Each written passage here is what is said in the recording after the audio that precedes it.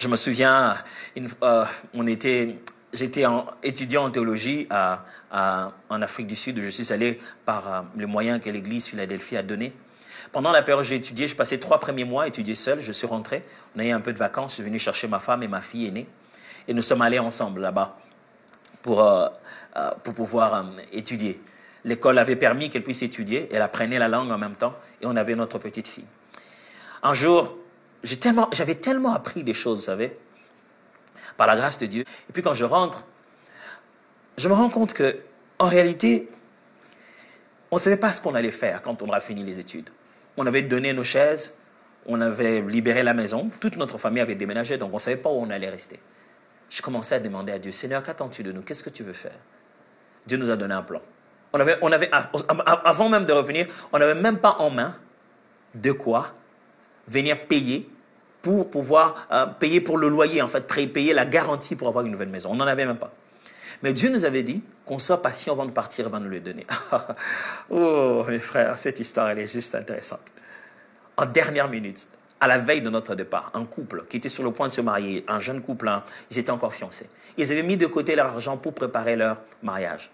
Ils sont venus en disant, les Seigneurs leur a convaincus. Les deux, ils étaient encore fiancés. Ils sont venus ensemble en disant, Dieu nous a convaincus de vous donner ce qu'on avait fait comme épargne pour préparer notre mariage. Vous savez, par déontologie, j'avais envie de leur dire, je ne peux pas accepter un tel don. Mais je me suis rendu compte que ce n'était pas un seul membre du couple, c'était les deux et qu'ils s'étaient entendus. Leur sacrifice était si fort que j'étais prêt à refuser. Mais on l'a pris, on l'a mis de côté, on a prié pour eux.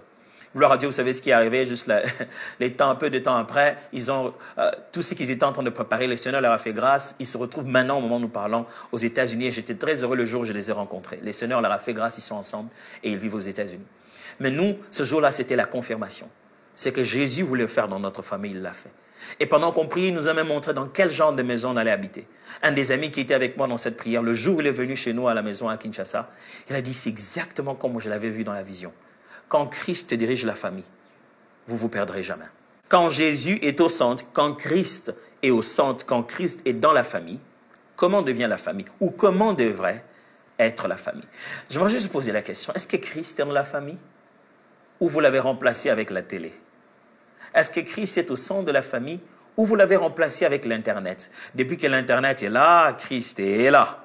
Depuis que l'Internet a monté, Christ a baissé. Depuis qu'on est en confinement, les écrans sont plus proches, Jésus est plus loin. Plus que jamais, mes frères et sœurs, je vais vous rappeler que Christ est venu dans un contexte familial.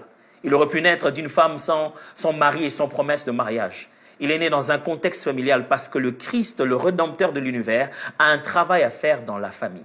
Si vous voulez une famille chrétienne, il faut qu'elle soit dirigée par Christ. Si vous voulez reconnaître que cette famille, elle est chrétienne, ce n'est pas parce qu'ils sont en train de faire du bruit au moment de la prière et que les voisins sont dérangés. Pour reconnaître qu'une famille est chrétienne, quand vous y entrez, ou quand vous les voyez vivre, vous les entendez parler, Christ est le maître, il dirige. Paul est en train de parler de la hiérarchisation familiale et il compare la relation de l'homme et la femme à celle de Christ et l'Église. Il dit que c'est un grand mystère en fait. Que même le fait que l'homme épouse la femme, en réalité, c'est une image de comment Christ est avec l'Église. Ce qu'on appelle une famille chrétienne, mes frères et sœurs, c'est la famille où Christ est le chef. J'ai une question pour vous. Qui est le chef chez vous? Votre beau-père? Votre belle-mère peut-être? L'argent. Ouais, quand votre mari a l'argent, l'argent vous dirige. Quand il n'en a pas, il devient tout humble. Qu'est-ce qui dirige dans votre maison? Est-ce que c'est toutes ces choses, toutes ces autres personnes? Celui qui devrait diriger votre foyer. Celui qui devait diriger votre famille, qu'elle soit monoparentale. Celui qui devait diriger même dans cette famille d'accueil qui t'a reçu. Si elle est une famille chrétienne, c'est Jésus qui dirige. On vit d'après les standards de la Bible. Que disent les Écritures? Papa a fait ça, moi si je veux faire. Non, Jésus n'a pas fait ça. Même si papa l'a fait, je ne veux pas le faire. Ma femme a fait ça, elle m'a trompé, moi aussi je vais la tromper. Quand vous ripostez l'infidélité pour l'infidélité, c'est quoi? Ça fait mal à qui? Si quelqu'un attrape une maladie par ça, ce sera vous ou ce sera celle que vous voulez, c'est contre celui contre qui vous voulez vous venger ou quoi que ce soit? Lorsque Christ est le chef de la famille, lorsque Christ est au centre de la famille et qu'il dirige une famille chrétienne, ça veut simplement dire que la Bible devient le standard de vie.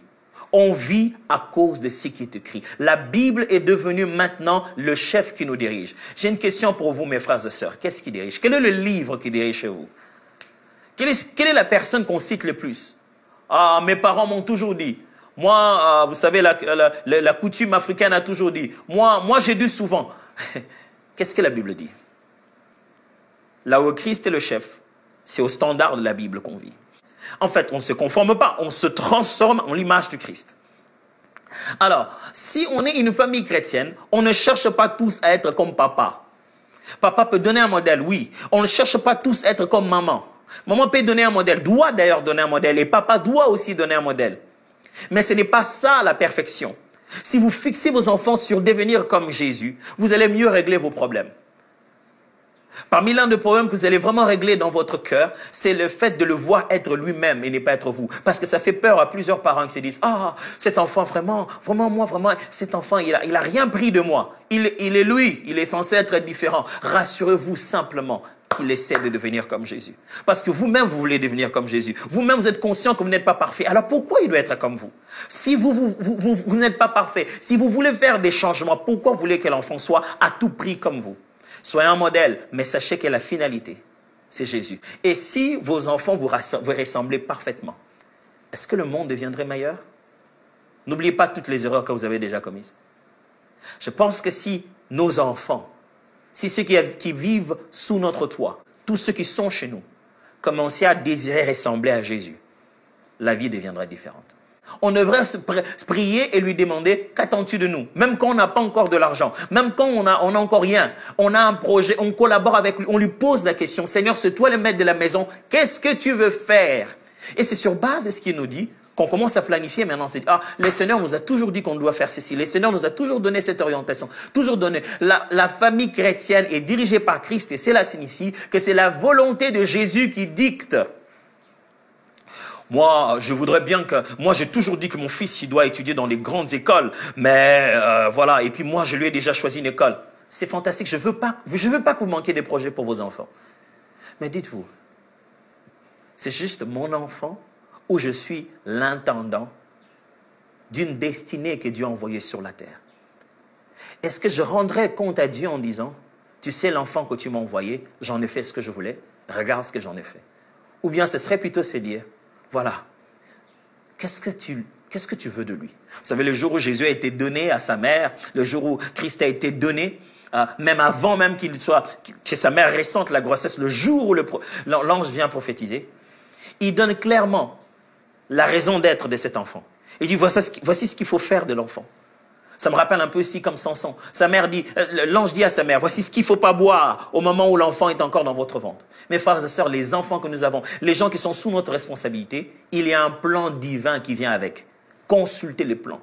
N'essayez pas de faire à votre manière. Consultez les plans. En fait, j'essaie de vous dire simplement que votre plan à vous peut vraiment ne rien avoir avec le plan que Dieu a conçu pour vos enfants et pour les gens qui sont sous votre responsabilité. Alors, si vous appelez une famille chrétienne, j'ai une question à vous poser. Connaissez-vous le plan de Dieu pour vous?